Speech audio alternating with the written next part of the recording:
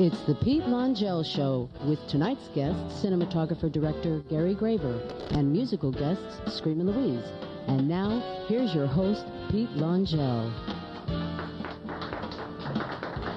Thank you. Welcome to my show, everybody. I'm your host for tonight, Pete Longell, and we've got a great show tonight. We've got a guy that's just really been around in the entertainment industry, well, the film business, over 200 motion pictures to his credit as cinematographer. He's a director, an actor, a writer. He's worked with some of the greatest people in the business. And by the way, his name is Gary Graver. Gary, welcome to the show. Thank you very much, Pete. Thank you. Good to see you. Thank you. And so glad you could be here tonight. Gary, tell us, first of all, you've done so much, and we've got so much to talk about, but how did you get started in the business? I was thinking about that. You know, I started as an exhibitor. When I was a kid, someone had given me a 16-millimeter projector, and I built a theater in my basement. Mm-hmm. And I was running all these old movies, and so I built up a big knowledge of films. And then I went into acting, becoming an actor, and left that to become a director, making a short film, which was distributed and played with a Luis Buñuel film called Viridiana in the Beverly Cannon Theater. And that gave me the incentive to make a feature.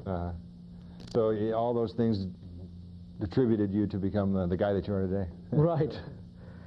Well, it was so much fun making a movie because I didn't know anything about it, and right. I learned editing from a guy who worked for Desilu, who was a friend of my mother and father's, and then I didn't know cinematography, but I had done still photography. Right. So, but I knew what lenses to use and everything, and then I made this picture about a guy, an actor, coming to Hollywood and kind of a loser. I remember I only had typed up one script, and we were shooting on Hollywood Boulevard. Right. We were in a rush to run somewhere else, and the script was on the hood of the car and blew all over down Hollywood Boulevard.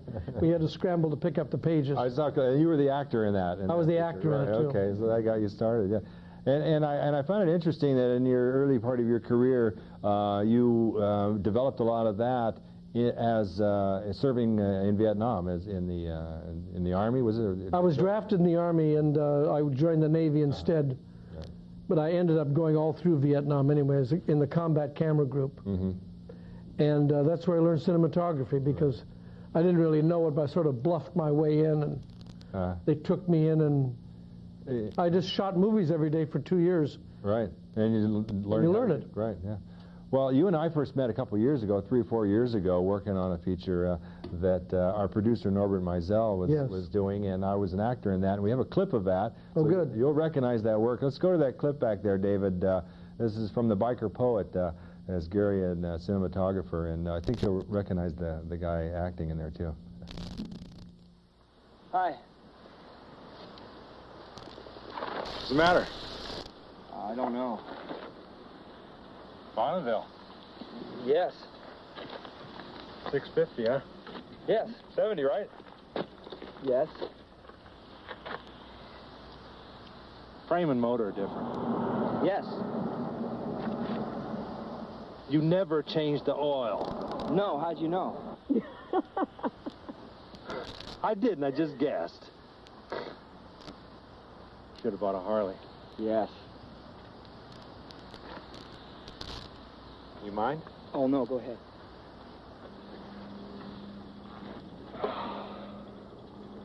I would, you know. Well, I've never let another man get on my... Oh, yeah, Daddy. You gotta love her. Treat her right. To get love and respect back. Understand me, boy? Okay, I understand. Good.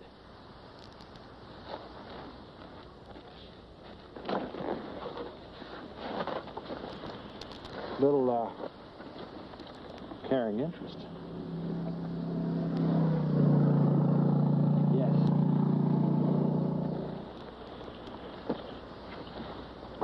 Know your bike. Love your bike. Be your bike. And your bike will take care of you. All right there. Biker Poet, Gary Graver, doing the cinematography. That was a hot day, too. Remember that? Out there in Victorville or something? Yeah, but it was great out there. I like shooting in the desert. It's a great sense of freedom, and it's the light is there, and Bernie was great, and it's just a labor of love for everybody. Oh yeah, yeah. Picture. It was fun, yeah, and it came out real good. I enjoy watching. Yeah, I'm happy with it. Right, good.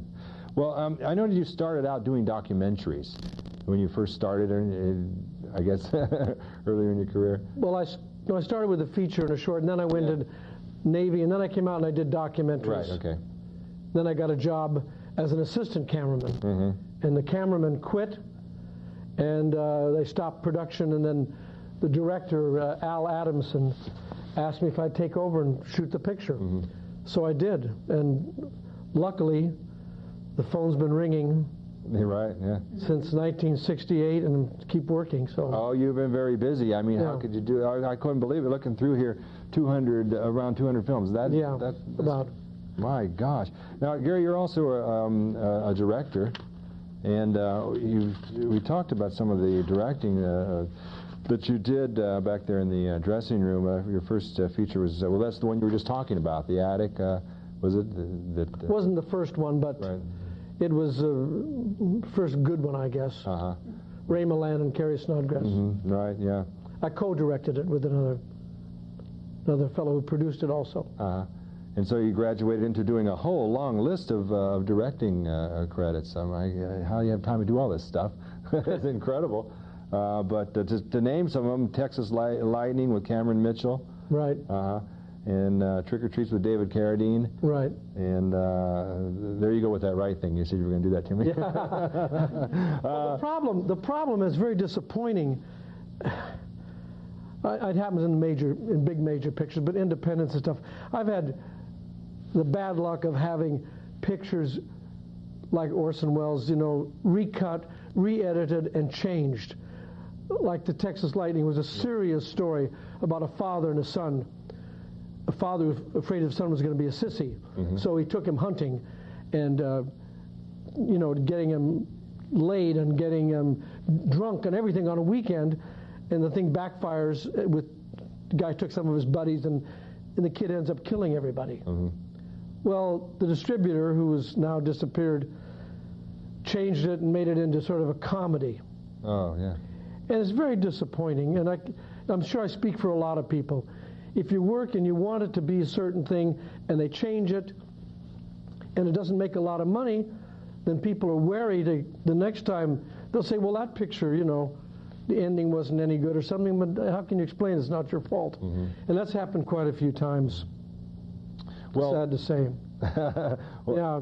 Yeah, well, I'm sure you can tell us a lot of things. That's what's interesting in having you as a guest, of all your experience in that you have, things that, a lot of us would like to hear about that, coming firsthand from a guy like yourself, stories ongoing, and I'm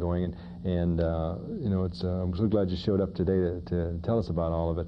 We have, now you worked with a couple of films, a number of films with our producer and my associate Norbert Meisel, and we have another clip. Good. Norbert, yes. Well, we have a clip from one you did called Night Children. Oh, Night Children. Right, we have that clip starring David Carradine, so we're going to go to a little bit back there. Dave, you got that clip queued up back there. We'll go ahead and run that with Night Children with David Carradine and, of course, Gary Graver as cinematographer.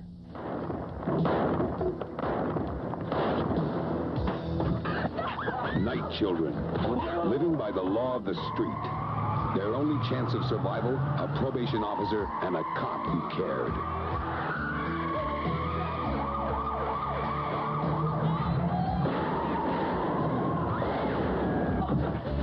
Explosive. No! Wait! All right, come on. Raw. She'll melt with joy. Realistic. I care about her. You let me help her. If she's back on the junk again, they'll kill her. Jenny?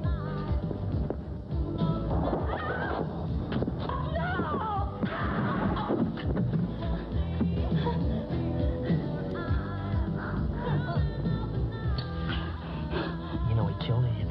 That's not true. He thought she had a gun. live in this filth every day. I can't take it anymore. I'm gonna kill that son of a bitch. You son of a bitch, you kill me where you're there. I swear to you, I'm gonna kick your fucking...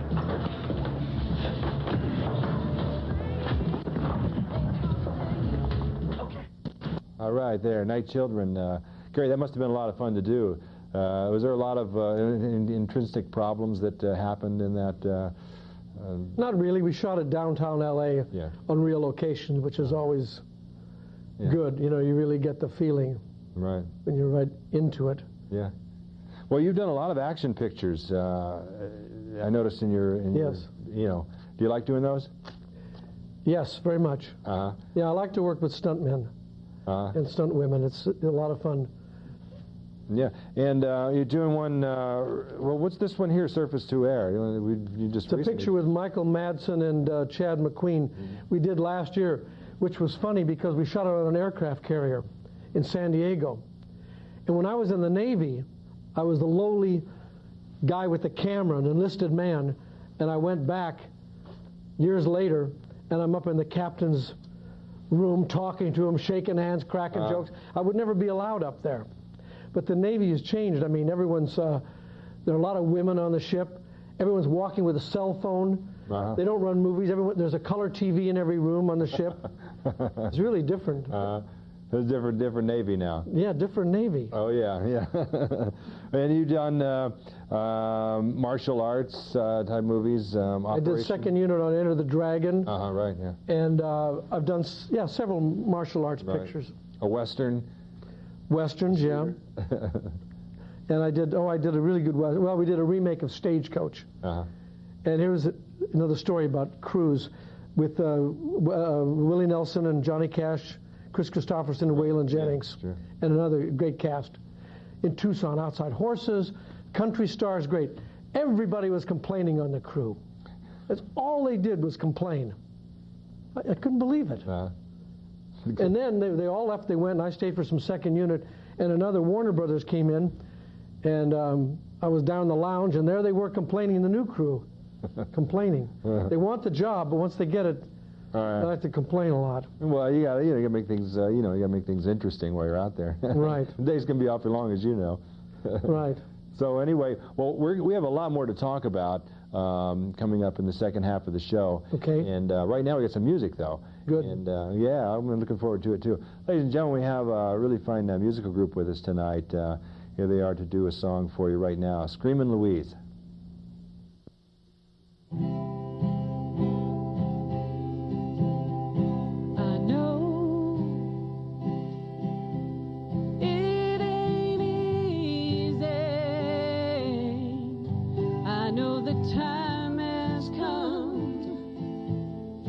All of the words are said and done. I know you're leaving. And now that it's all. Yeah, Screamin' Louise there, musical group, very good. Thanks, you guys, for coming on the show. Back here with Gary Graver, and Gary, we're going to talk now about a very interesting part of your career, the work that you did with Orson Welles. And when was that? Chronologically, when was that?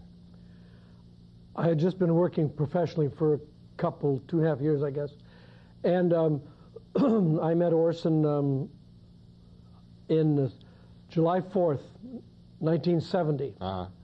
And well, you're going to run that clip, aren't you? Yeah, we got a clip coming up. It explains the whole story, but yeah, you know, twice. But you were for him. You were in what capacity did you work with Orson? As director of photography. And you had to do everything when you worked with Orson. I mean, you know, once he liked you and he saw you could do that, I could run the sound, I could take the stills, all kinds of stills whenever he needed them, and do the lighting and do the camera work.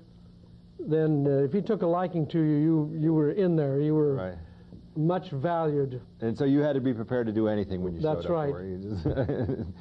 Because I was watching your... yeah, because he didn't like to trust a lot of people, so I would drive him in a car. Oh. You know, we traveled together. I lived with him in Europe, and if he was acting in a film, I'd be on the set, and then at night we'd be editing or we'd be shooting something. Yeah. He always divided his time. In the daytime, if he was acting, at night he'd be working on his own projects. I see, yeah. Well, I thought it real interesting. You have a great film out, or I guess it's on Laserdisc now. You're working. It's on Laser, yes. Right. Working with Orson Welles. Right, and I found it very interesting how you guys met. So, or how you actually met him from your Laserdisc production there. So, if David, go ahead and run the clip there with Gary explaining how he met Orson Welles. So exciting, so rich with imagination. I knew that if I ever met Orson Welles someday, that he and I would get along. I just felt the camaraderie would be there, and it was. So one day in 1970, near the 4th of July, I was at Schwab's drugstore in Hollywood. And I read in Variety that Orson Welles was in town at the Beverly Hills Hotel. I went back to the phone booth, called him up, and to my surprise, he answered the phone. Hello? I said, Orson Welles? Yes, who is this? I introduced myself, Gary Graver. I said, I'm an American cameraman, et cetera, et cetera. He says, well, I'm very busy. I'm on my way to the airport. He says, I've got to go to New York to make a picture. He took my number and he said, call me later. I said, okay, that's fine. That's pretty good. So I went home. I drove up Laurel Canyon to my house. As I pulled in my driveway, the phone was ringing. I ran into my house, picked up the phone. Gary, this is Orson. Get over to the Beverly Hills Hotel right away. I've got to talk to you. Wow. It was surprise and shock. I got in my car, drove over to the Beverly Hills Hotel, and there he was. And I was extremely nervous meeting Orson. I was in awe, and I was impressed to be in his company. And we sat down and chatted for a while, and he said to me, he says, I have a great idea for a movie, and I would like to work with you. He said, you're the second cameraman that's called me up. Only 2 cameramen have ever called me up and said they wanted to work with me. The first one was Greg Toland on Citizen Kane. He says, now you. So it must mean good luck. He says, I'm going to go to New York and make a picture, and when I come back, we'll start some tests and make The Other Side of the Wind.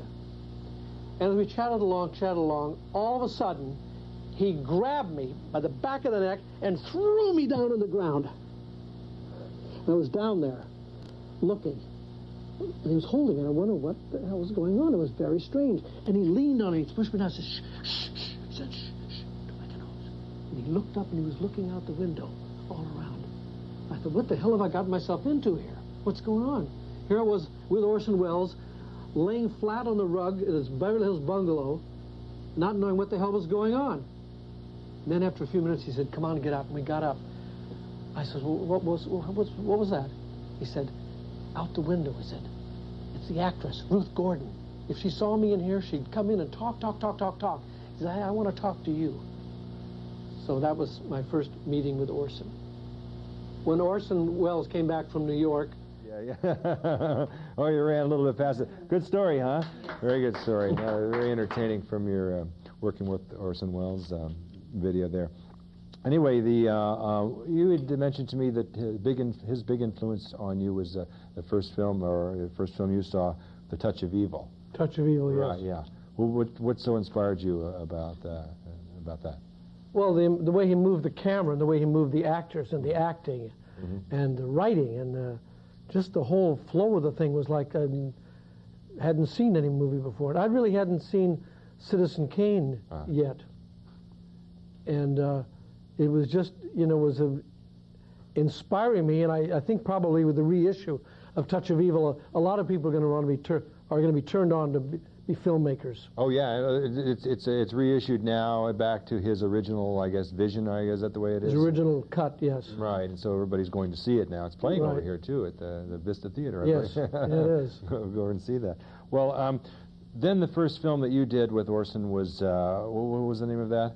It was The Other Side of the Wind. We started a picture called The Other Side of the Wind with just a few people, and it was a project that he'd wanted to do for years about the changing of the guard in Hollywood, about the old directors going out and the young new directors coming in, which happened in the early 70s when, John Ford and Henry Hathaway and